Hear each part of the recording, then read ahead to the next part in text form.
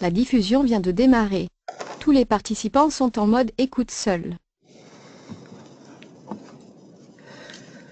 Bien, bonjour à tous. Merci de nous avoir rejoints pour notre nouveau webinaire sur l'intelligence technologique et la problématique à laquelle cette approche permet à laquelle cette approche répond, qui est comment résoudre les problématiques technologiques que l'on peut rencontrer et réduire son time to market au quotidien dans ses projets de recherche. Donc, sans plus attendre, simplement des règles assez habituelles qu'on applique aujourd'hui dans nos webinaires. Pour ceux qui participent pour la première fois, vous avez la possibilité, via l'outil qu'on utilise, de nous poser des questions. Par écrit, on y reviendra en fin de webinaire afin d'apporter les éléments de réponse aux problématiques ou aux interrogations que vous allez nous exprimer. Donc nous sommes deux aujourd'hui à intervenir pour ce webinaire. Donc moi-même, Michel Moulinet, ça fait maintenant 15 ans que je travaille sur l'innovation au sein du cabinet Heming et je suis accompagné d'un de nos experts, Guillaume Lamarque. Bonjour. Expert en management, stratégie de l'innovation et également en intelligence technologique et 10 ans d'ancienneté à Heming. Alors, on rentre tout de suite dans le vif du sujet, puisqu'on a un certain nombre d'éléments qui sont intéressants et qu'on souhaitait vous apporter au regard de cette démarche.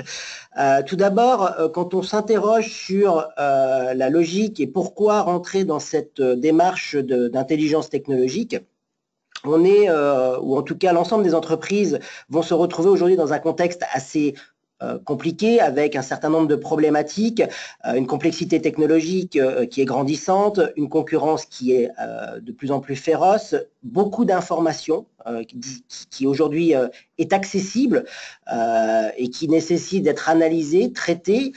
Bref, on a un certain nombre d'éléments qui aujourd'hui sont caractéristiques du marché et qui nécessitent d'être adressés par l'entreprise. Elle a un certain nombre d'objectifs au regard aussi de ses projets et de sa stratégie. Elle cherche à minimiser les risques.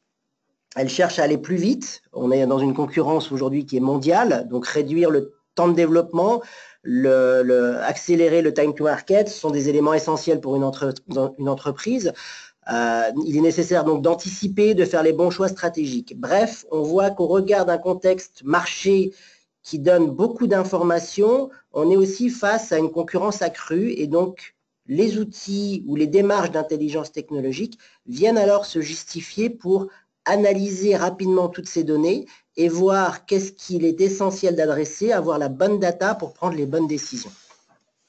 Donc on voit au regard de cette démarche-là que l'intelligence technologique, et on le verra avec Guillaume par la suite, est un vrai levier pour accélérer donc ces projets et réduire le risque au regard de cette fameuse vallée de la mort quand on conduit des projets de recherche, la vallée de la mort, et donc la rentabilité escomptée ou attendue au regard de son projet. Donc on a différents leviers. On a un premier levier sur lequel vous nous connaissez, qui est la recherche de financement.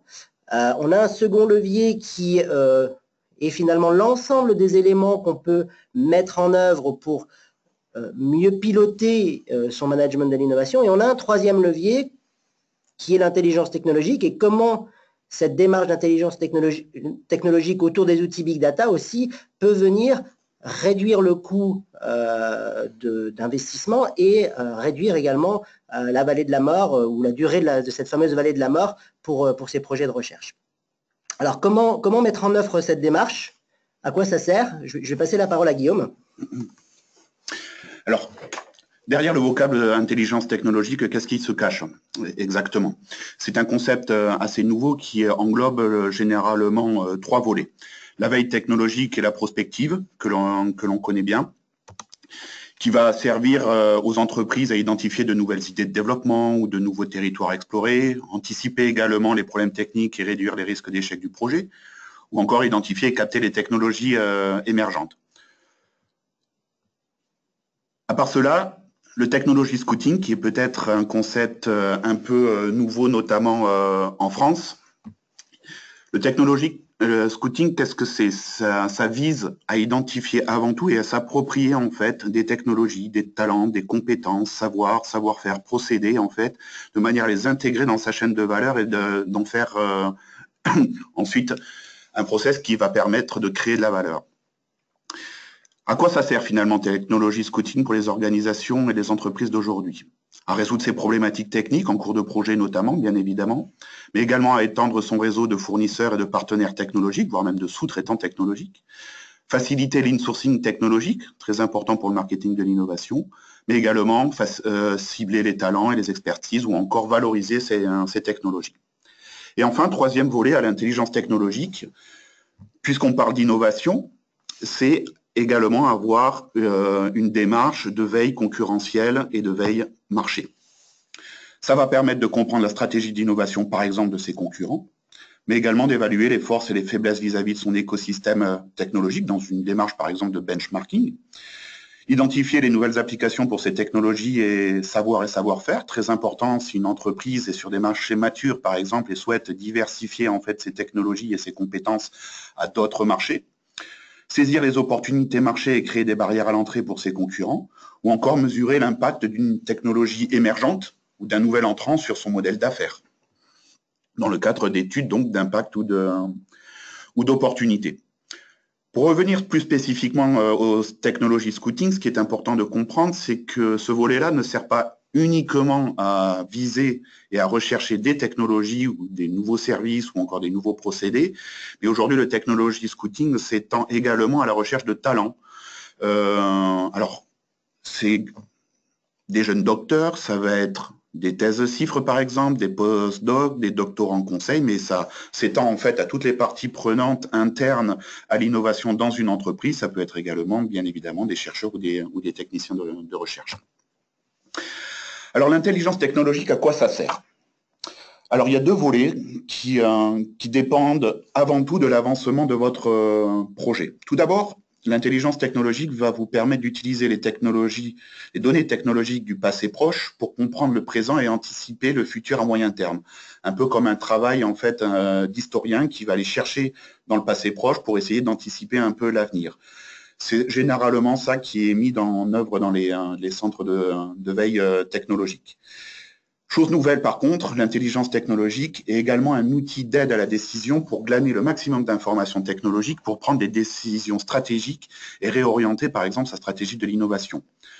Donc en fait, ces deux volets sont très importants puisque l'intelligence technologique va permettre à l'organisation non seulement de s'informer et par exemple de guérir un projet en cours pour résoudre une problématique technique, par exemple, mais également prévoir l'évolution de son marché à court terme, voire même de prédire à moyen ou à long terme les évolutions de son marché, voire les mutations technologiques qui risqueraient d'impacter, par exemple, son business model. Donc on voit différents usages au regard finalement de cette démarche d'intelligence technologique, différentes finalités comme tu l'évoquais Guillaume, trouver des nouvelles technologies, trouver des nouveaux partenaires, rechercher des talents. Et donc on voit ici qu'il y a un vrai impact aussi pour finalement s'équiper ou en tout cas compléter ou créer des équipes qui apportent vraiment l'expertise recherchée. Maintenant la question c'est au regard de ces finalités, comment on s'y met, comment on s'organise, quels sont les grands moyens, quelles sont les ressources finalement impliquées pour mettre en place cette démarche d'intelligence technologique. Oui, tout à fait. Quand on parlait de veille technologique, telles qu'elles étaient pensées il y a encore une dizaine d'années dans la majorité des organisations, c'était généralement à la fois l'affaire d'une ou deux personnes seulement et l'affaire de tous, mais de manière individuelle. Aujourd'hui, pour mettre en œuvre une véritable démarche d'intelligence technologique, ça doit rassembler toutes les parties prenantes de l'entreprise, voire même en fait permettre de réorganiser sa société autour en fait de l'innovation. Les premières sociétés qui ont mis en œuvre cette démarche d'intelligence technologique, notamment les premiers ont été Procter & Gamble, a créé vraiment une cellule d'intelligence technologique. On s'aperçoit en fait qu'elle représente un peu le centre aujourd'hui de leur stratégie d'innovation. Ces cellules-là, généralement, reçoivent bien évidemment en fait leurs ordres de la direction au niveau de la stratégie et intègrent généralement le service de R&D et d'innovation de la société. Mais on voit sur ce schéma-là qu'elle est en interaction en fait avec toutes les parties prenantes, de près ou de loin, de l'innovation dans l'entreprise. Donc ça va être évidemment la cellule va être évidemment en interaction avec les laboratoires R&D, mais également les bureaux d'études pour la partie ingénierie, mais également, et ça c'est peut-être quelque chose de nouveau, avec la production et les procédés, mais en interaction également avec le client, le commerce, pour mesurer les besoins et la satisfaction des clients, va avoir également un rôle très important à surveiller un peu ce que les concurrents de la société peuvent faire pour mesurer les avantages concurrentiels que la société peut avoir vis-à-vis de cette concurrence-là, mais également pointer du doigt les retards technologiques ou de performance qu'elle peut accuser. Interaction également avec le marketing et le marché pour mieux cibler les attentes du marché, voire les tendances technologiques sur le proche et le moyen terme, mais également avec les achats et le service de pays si l'organisation ou l'entreprise en dispose, pour faire du sourcing technologique par exemple. Et elle peut également répondre à certaines attentes du service qualité en ce qui concerne la réglementation ou la satisfaction client. Et enfin, également, interagir avec les fournisseurs et les partenaires technologiques, par exemple, pour les challenger ou trouver de meilleurs fournisseurs que ceux actuels.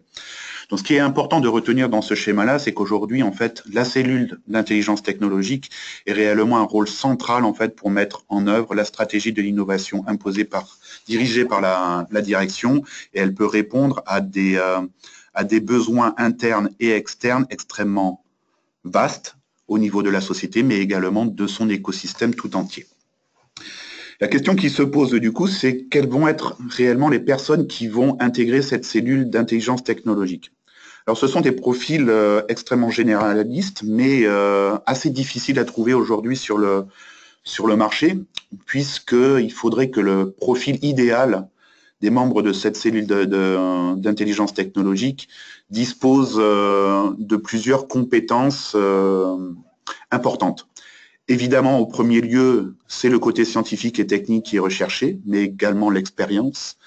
C'est effectivement un certain savoir-faire sur la gestion de la veille technologique et du knowledge management, son approche multidisciplinaire, son sens du contact, surtout lorsqu'il est amené à interagir avec l'écosystème, fournisseurs, clients, partenaires, imaginatif et également savoir réfléchir un peu out of the box, comme on dit, donc avoir un esprit d'ouverture et parfois aller rechercher des solutions à une problématique interne à la société qui se trouve parfois dans d'autres champs technologiques que celui auquel il est formé.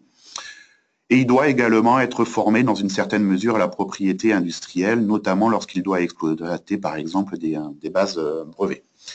Donc il est extrêmement rare aujourd'hui pour les entreprises de trouver en fait ces oiseaux rares-là, en tout cas toutes ces compétences chez une seule et même personne. Et c'est pour ça que les parties prenantes aux cellules d'intelligence technologique en fait impliquent différents profils qui permettraient de répondre à toutes ces compétences-là. Sur les processus de mise en œuvre, une fois que les personnes ont été identifiées pour intégrer cette fameuse cellule, comment ils vont procéder en fait à la recherche, soit pour répondre à une problématique technique, soit pour identifier une personne, une expertise, une recherche de talent, une technologie, etc., etc. Finalement, la démarche, quel que soit l'objet de la recherche, est somme toute assez similaire. Ce qui est très important, en fait, avant de mener une recherche, pour ne pas être noyé dans le nombre d'informations que l'on peut être amené à exploiter, c'est vraiment de bien définir, en fait, le périmètre de sa recherche. Et avant tout, de définir un sujet de recherche.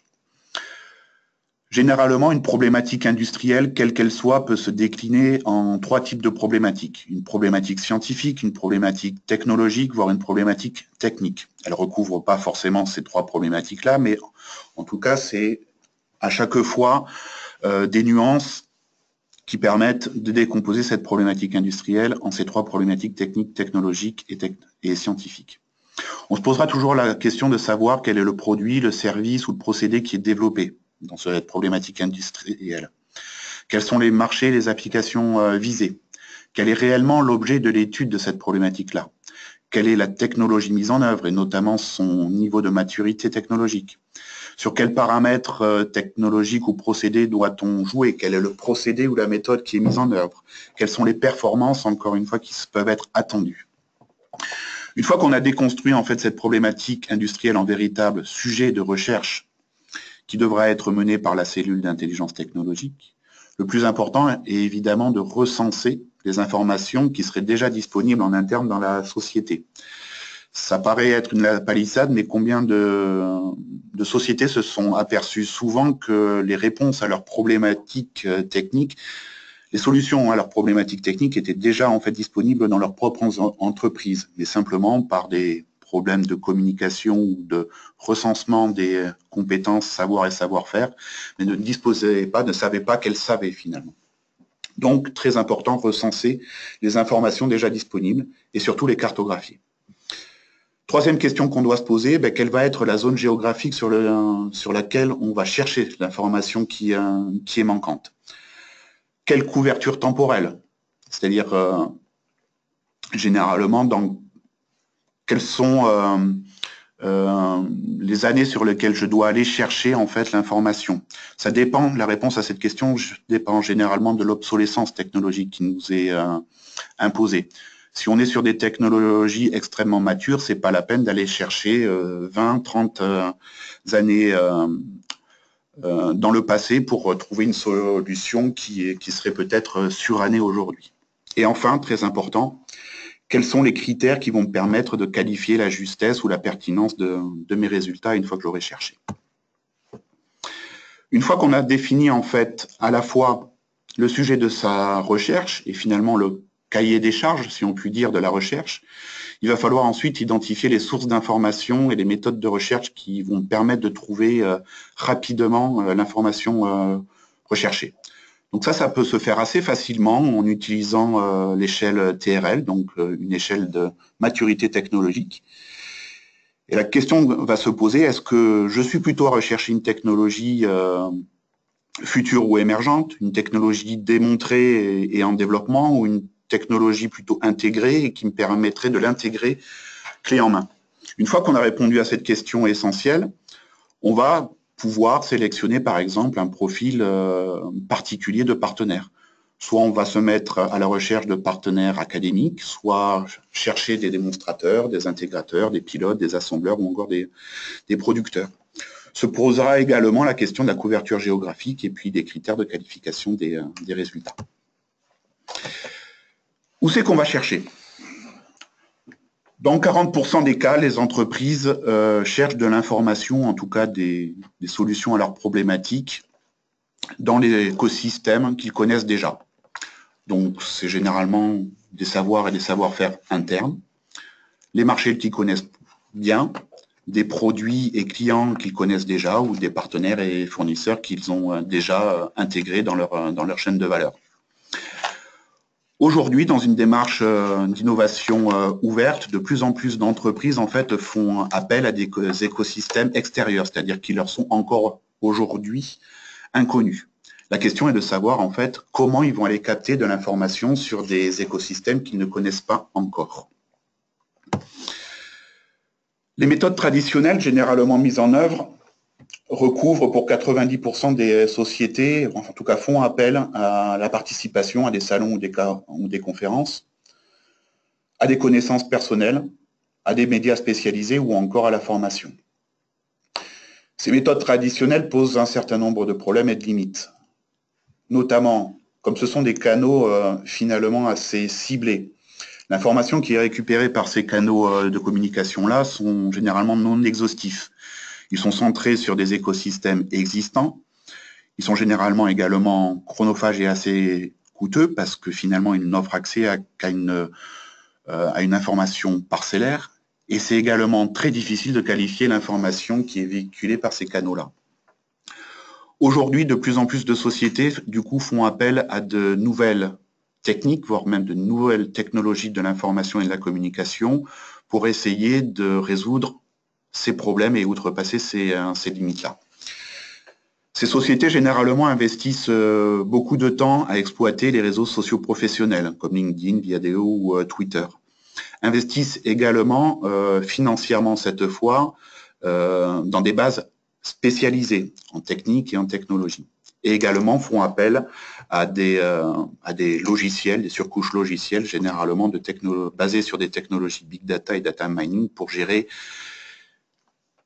la très grande quantité d'informations que ces nouvelles techniques ou ces nouveaux canaux de communication leur permet d'exploiter. Du coup, sur cette nouvelle technologie, quelles sont les bases spécialisées où on pourrait chercher de l'information fraîche? Le problème principal, c'est qu'elles sont multiples et variées. Dans l'idéal, il faudrait s'équiper de bases couvrant l'intégralité du cycle de développement, c'est-à-dire des bases qui permettraient d'obtenir de l'information technologique sur la recherche fondamentale et appliquée, mais également sur du développement, voire même sur de l'industrialisation.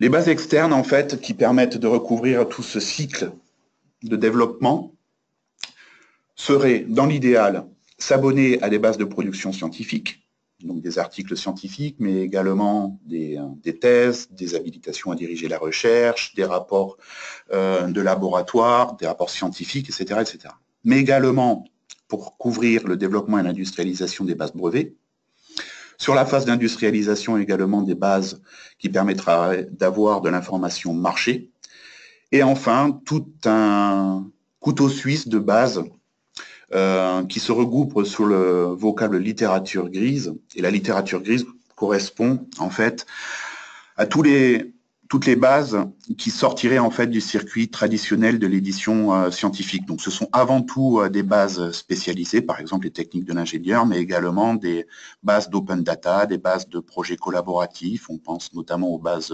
Cordis, mais également un très grand nombre de bases ou de sites Internet.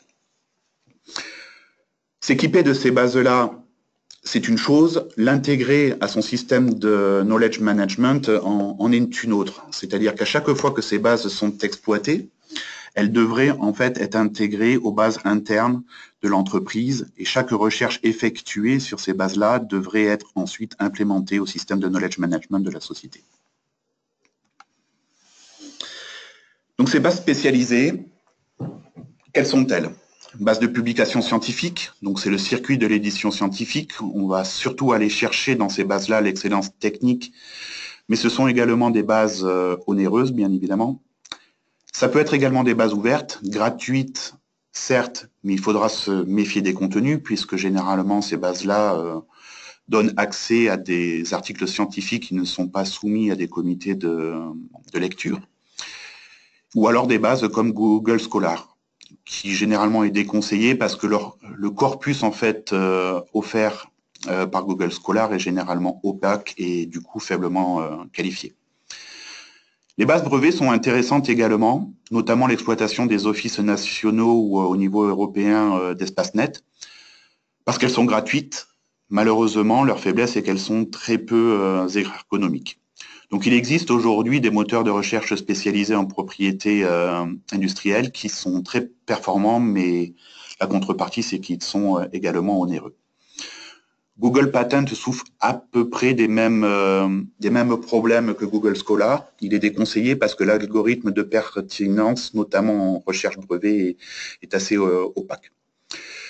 Et le problème des bases de littérature grise, c'est qu'elles sont très disparates et au contenu à généralement qualifier soi-même. Donc le conseil qu'on vous donne pour l'exploitation de ces bases-là, c'est de privilégier généralement les bases du système français ou européen de la recherche et de l'innovation, ou encore des réseaux sociaux professionnels, mais avec toute la retenue et la prudence qui les caractérise. Une fois qu'on a sélectionné les bases, est-ce qu'on peut réellement dégager des méthodologies de recherche? La réponse est oui. Tout dépend en fait ce que vous attendez de votre recherche. Ce que l'on conseillera toujours aux entreprises, notamment lorsqu'elles s'orientent par exemple sur un nouveau marché ou en tout cas sur un domaine technologique qu'elles maîtrisent mal, c'est de passer par du technology scanning. dont le but recherché est en fait de cartographier en fait le champ des possibles ou un écosystème global. Dans cette manière de rechercher, c'est une recherche en entonnoir généralement ce qui est fait. On ne cherche pas forcément la pertinence de l'information, mais plutôt son exhaustivité. Donc, on va aller couvrir un champ technologique extrêmement vaste, mais on ne va pas aller chercher en fait en profondeur si l'information est pertinente et qualifiée. Le technology monitoring en fait répond à des besoins complètement différents. C'est-à-dire que là, on va aller chercher de l'information extrêmement ciblée et pertinente, par exemple pour résoudre une problématique extrêmement précise en réponse à une problématique industrielle ou technique. Ou par exemple pour s'équiper d'un nouveau savoir ou savoir-faire. Donc là, les premières requêtes de recherche, contrairement aux technologies scanning, va viser à intégrer le maximum de mots-clés pour avoir, in fine, très peu de résultats, certes, mais des résultats qui on l'espère, vont être qualifiés le plus précisément.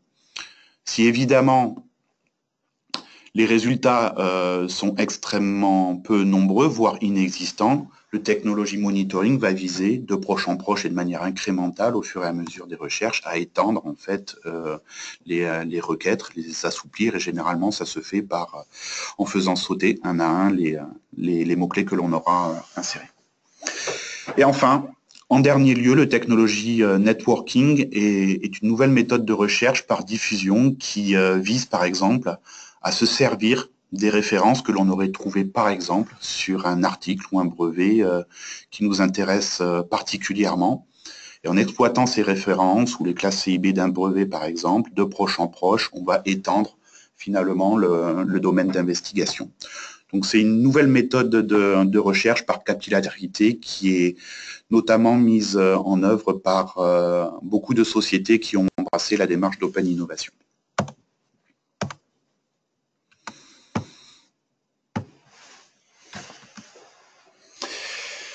Le problème que l'on va avoir, une fois qu'on va rassembler toute cette information, ça va être de l'exploiter.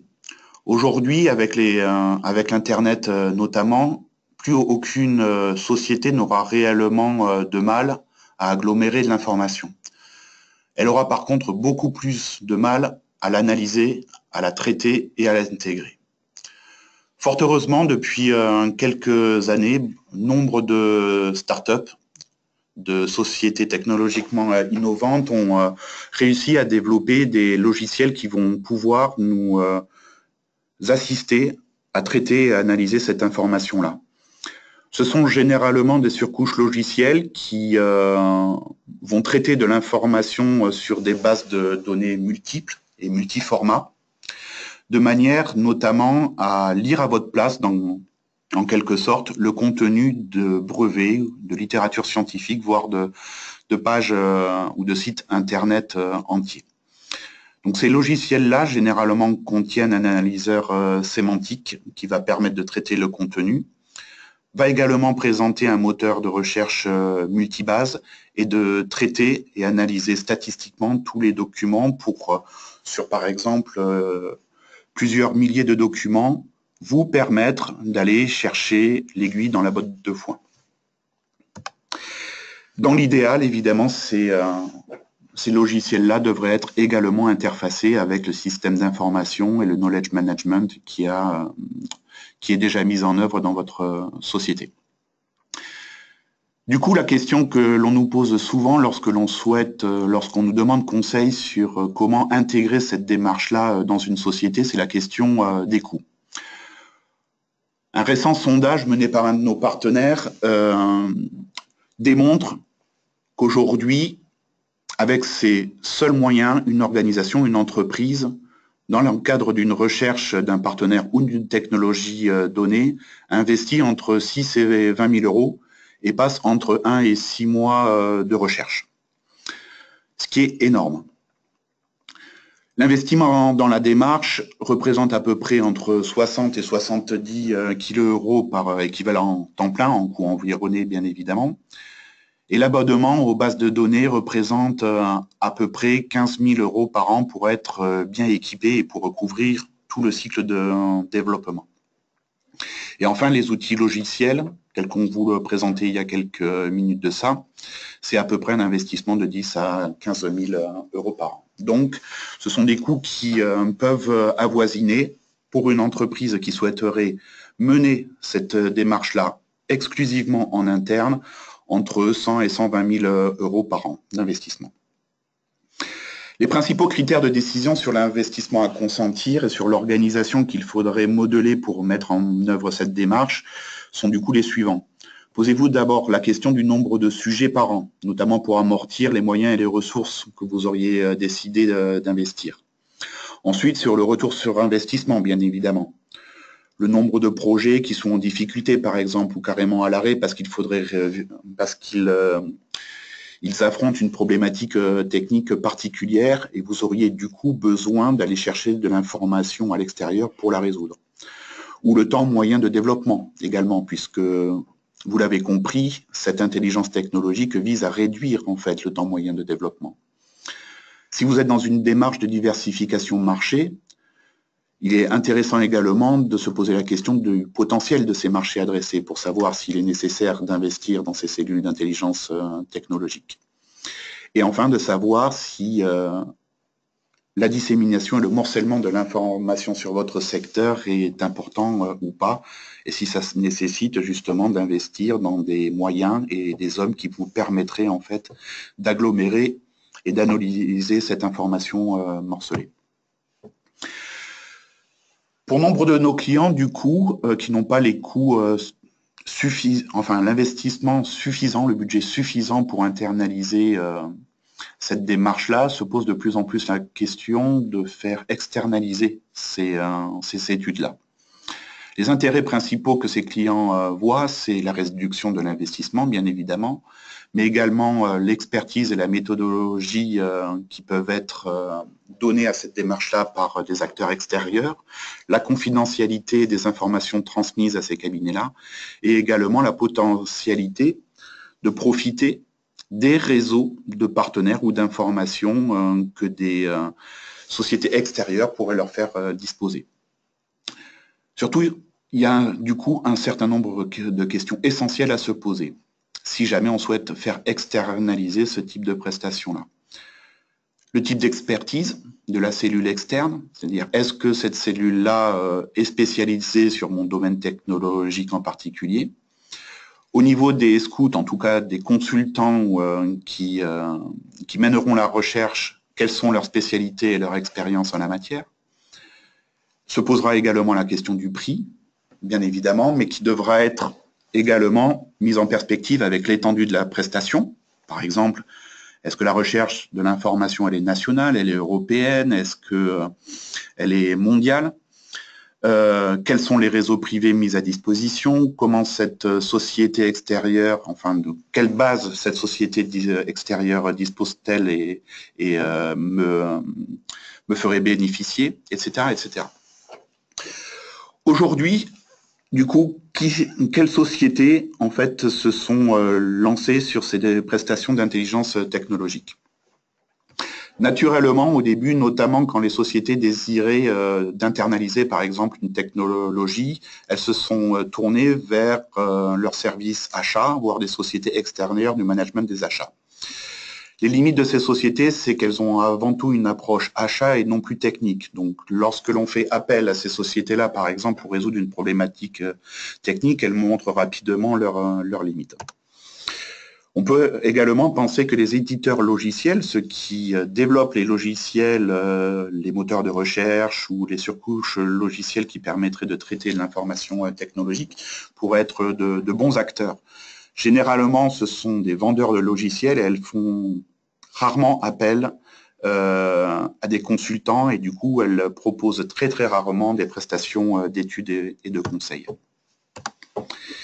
Les cabinets de stratégie et de marketing sont également approchés pour délivrer ce genre de prestations, mais ils sont généralement assez onéreux et ils ont une approche avant tout marché et finalement assez peu technologique. Les cabinets de propriété industrielle peuvent être également une bonne option, notamment à chaque fois que l'on rechercherait une technologie mature et industrialisable. Mais du coup, elles sont positionnées sur des technologies, sur des maturités technologiques assez élevées, et elles seront généralement assez peu promptes à vous orienter, par exemple, sur des startups ou sur des experts académiques.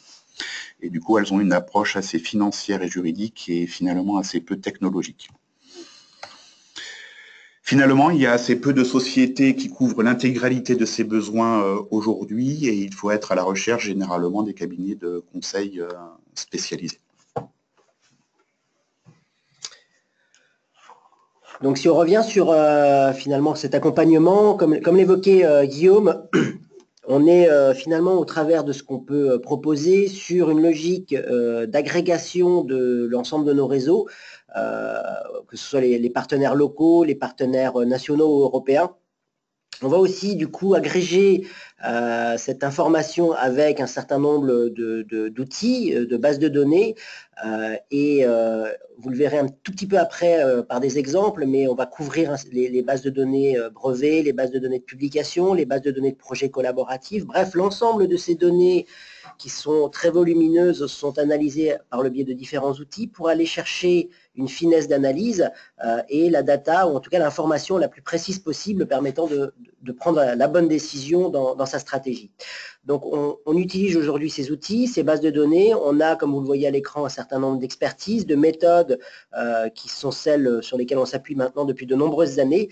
Et puis on vient compléter ça par des notions et de l'expertise en termes de veille scientifique, technologique, pour apporter cette dimension technologique dans les rendus et l'analyse qu'on peut remettre à nos clients. Alors, on a complété cette logique d'accompagnement en termes de conseil et d'analyse aussi par un partenariat qu'on vient de nouer avec une société qui s'appelle Expernova. Dans la logique suivante, on agrège leur expertise, leurs compétences et leurs outils logiciels d'analyse de données. Eux ont aujourd'hui une base de données qui recouvre un certain nombre d'informations, brevets, publications, et qui permet d'avoir une première vision d'un écosystème au regard d'une problématique donnée. Donc on a un outil logiciel qui aujourd'hui est disponible, qu'on met à disposition, que vous pouvez utiliser, qui s'appelle yourecosystem.com. Vous allez sur la plateforme, vous verrez, vous pourrez avoir accès en tous les cas à cette première vision, cette première analyse au regard de problèmes que vous rencontrez. Et dans la logique de partenariat qu'on conduit avec cette société, on se positionne en complément dans une logique d'analyse beaucoup plus approfondie sur des sujets, des problématiques qui nécessiteraient finalement de passer du temps, d'avoir des experts en termes d'accompagnement, de veille et de conseil pour trouver l'information recherchée. Alors, quelques exemples. Pour vous donner un... C'est vrai que l'intelligence technologique, finalement, peut paraître encore un peu conceptuelle pour certains, et ces dernières slides, finalement, visent à vous donner des exemples concrets de missions que l'on a menées pour certains de nos clients, et ça va vous donner un peu un panorama assez étendu de ce sur quoi l'intelligence technologique peut porter aujourd'hui.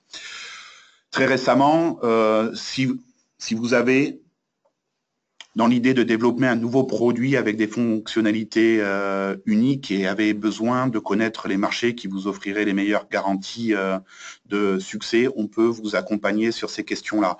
Également sur si vous êtes détenteur d'un brevet ou vous voudriez mieux jauger son potentiel technologique pour générer de la croissance sur un marché donné. Ou si vous désirez encore savoir quels marchés sont en train d'émerger et sur lesquels vos technologies pourraient être bénéfiques, nous faisons également des prestations de prospective technologique. Dans une logique de benchmarking, par exemple, vous cherchez à définir le niveau de maturité d'une technologie ou savoir si une technologie émergente pourra, par exemple, impacter votre modèle d'affaires ou vous offrir des opportunités pour aller sur de nouveaux marchés ou dresser des barrières à l'entrée envers vos concurrents. Alors d'autres exemples qui illustrent toujours cette logique finalement de ce que peut apporter une analyse d'intelligence technologique, c'est de savoir identifier de nouveaux domaines d'application. Vous avez développé une technologie, vous cherchez, vous vous dites ma technologie, certes elle adresse un marché que j'ai déjà bien défini, pour autant elle peut présenter une utilité au regard d'autres marchés et d'autres applications. Donc on voit au travers de ces outils qu'une technologie en tant que telle peut très bien avoir des applications à la fois dans des secteurs qui sont les secteurs de l'entreprise, prenons l'exemple de l'aéronautique. Pour autant, la même technologie peut présenter un intérêt dans d'autres domaines. Et donc là, on voit par exemple le domaine pharmaceutique, le domaine de la chimie. Et donc, j'ai une technologie, je vois que ma technologie peut être utile dans d'autres domaines, on pourra du coup regarder avec qui et faciliter finalement ces opportunités de développement et de diversification pour l'entreprise. Donc, vous avez à l'écran également un arbre phylogénique où on voit qu'une technologie ou une molécule en tant que telle peut servir ou peut être utile au regard de différents domaines, que ce soit le secteur de l'alimentaire, le textile technique ou l'ingénierie tissulaire. Donc on voit finalement le champ des possibles et l'intérêt que peut apporter ce type d'analyse.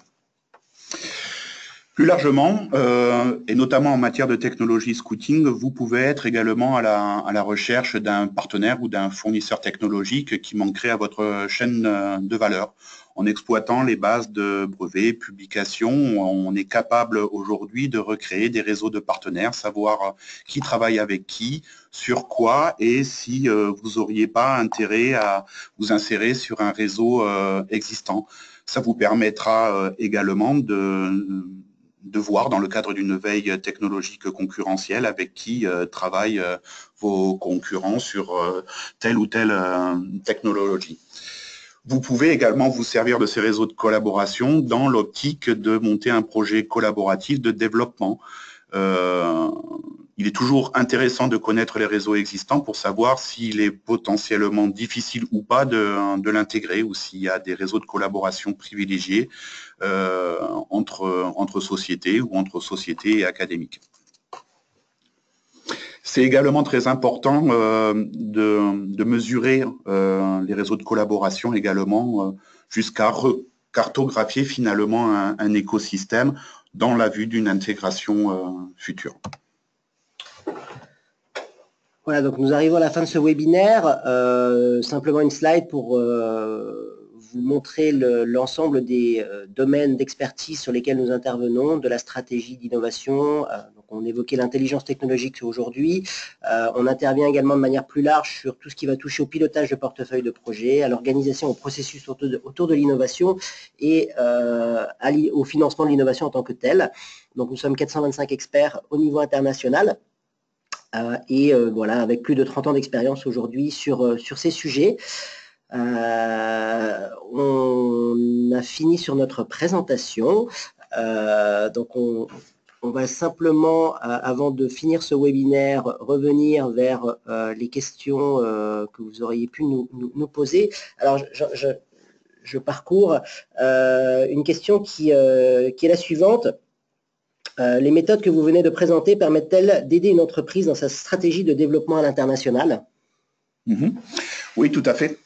Alors, la stratégie est un sujet extrêmement vaste. Tout dépend comment cette démarche en fait est initiée. Dans la majeure partie des cas, la question sous-jacente à savoir si on doit ou on peut s'étendre à l'international, c'est généralement sur son propre secteur d'activité. C'est-à-dire qu'on n'est pas dans une démarche généralement de diversification, mais d'utiliser ses savoir-faire, compétences et technologies et voir s'il existe en fait des marchés potentiels à l'extérieur. Ce que l'on peut apporter, par exemple, en complétion d'une étude de marché, c'est de mesurer en fait la propriété industrielle sur certains secteurs en exploitant par exemple nos bases brevets, dans le cadre par exemple d'une mission de liberté d'exploitation, de recherche d'antériorité brevet. Il est également intéressant d'exploiter également toute la littérature grise et la littérature scientifique pour essayer de mesurer quels sont les startups ou les laboratoires qui seraient implantés sur ce pays-là, par exemple, dans l'optique de recréer ces fameux réseaux de collaboration et voir si le marché il n'est pas déjà phagocyté par certains concurrents ou sociétés du pays d'origine Parce qu'il ne suffit pas simplement d'avoir une approche marché lorsque l'on s'implémente dans un pays. Si jamais vous êtes dans une démarche de vouloir vous implanter dans un nouveau pays et d'y faire du développement, il est toujours intéressant également de voir quels sont les réseaux de collaboration scientifique existants. Très bien, alors on a une autre question beaucoup plus pratico-pratique, donc une personne qui nous demande si nos numéros de téléphone sont disponibles. Oui, bien sûr, on les a pas mis dans la signature que vous avez à l'écran. Simplement, donc la présentation sera disponible ainsi que la vidéo de ce webinaire. Et puis on rajoutera dans la présentation qu'on mettra à disposition nos numéros de téléphone en complément. Voilà. Très bien, donc je crois qu'on a parcouru l'ensemble des questions. On vous remercie pour votre participation à ce webinaire. On reste à votre disposition si jamais vous avez des questions. On vous souhaite une très bonne fin de journée. Très bonne fin de journée à tous. Merci. Merci, au revoir. Au revoir.